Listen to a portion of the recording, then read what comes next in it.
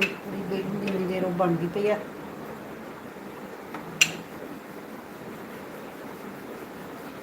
तकरीबन ये जिहड़ियां चीज़ां इस्तेमाल कीतियां वा अपने सारे घरां दे विच हर वक्त हुंदियां ही। टमाटर भी पे ही हुंदे, आलू प्याज टमाटर हरी मिर्ची ते ऐसियां चीज़ां जिहड़ियां हर वक्त घर दे विच मौजूद ही हुंदियां। बेसन भी तकरीबन हुंदा ही है हर घर दे विच। मैदे के बारे में कह सकते हैं कि मैदा जो जरूरत पवे उदों ही लैके आएगा।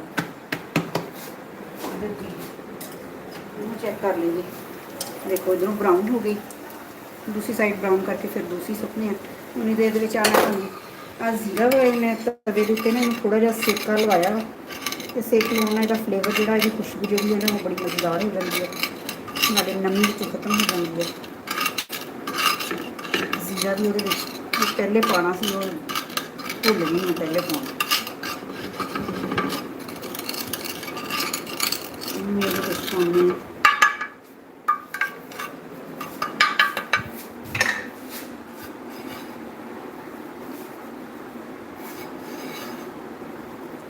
कमेंट्स के मैंने जरूर दसना तुहानू कैसा लग्या है और बनाओ और मैंने जरूर दस्यो, जरूर ट्राई करो।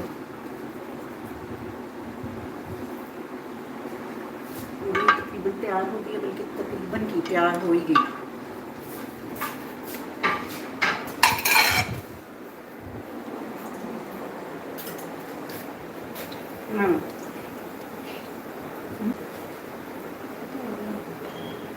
इनू ज़रा थोड़ी जी ठंडी होंगी है, फिर मैं तोड़ के तुहानू दसदी हाँ। उन्नी देर दूसरी जी तैयार की है पूड़ी वो विच पा दी। पूड़ी पूड़ी मैं कही जानी शक्ल ही पूड़ी की है, ये बनानी है पापड़ी।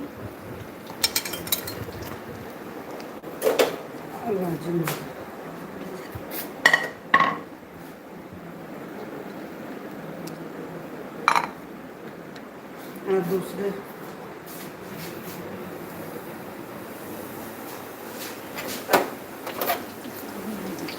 इनू हुण ज़रा पकन दो तो आप थोड़ा जिहा तोड़ के दिखाने पापड़ी की शक्ल। गरम गरम गरम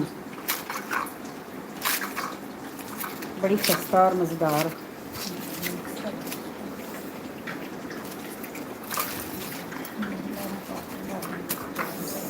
गरम बहुत थोड़ी देर इन ज़रा रख देने, ज़रा थोड़ी ठंडी हो जाए गरम। थोड़े चम्मच के नाल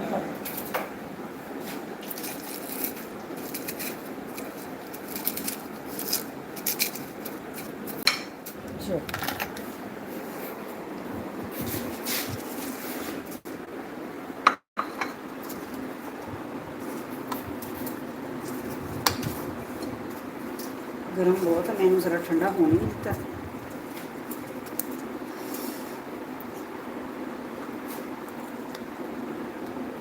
मिल्कियां मिक्स कर देंगे।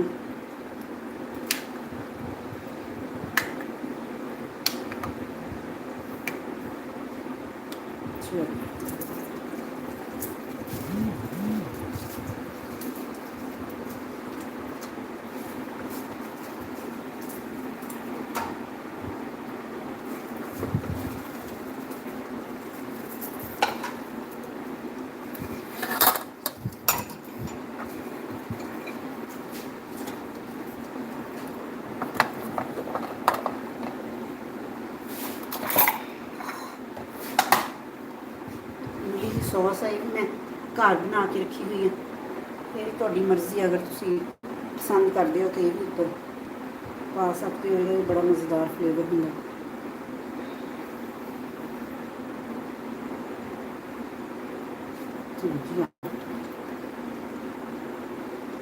ये साडी दही फुल्कियां तैयार।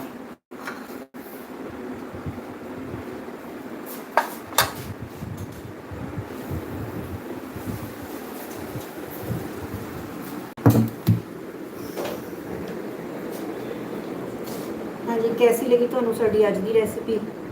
बना के जरूर खाइयो और मैनू कमेंट्स के भी दसियो। इंशाअल्लाह नेक्स्ट टाइम मुलाकात होएगी। अल्लाह हाफिज़।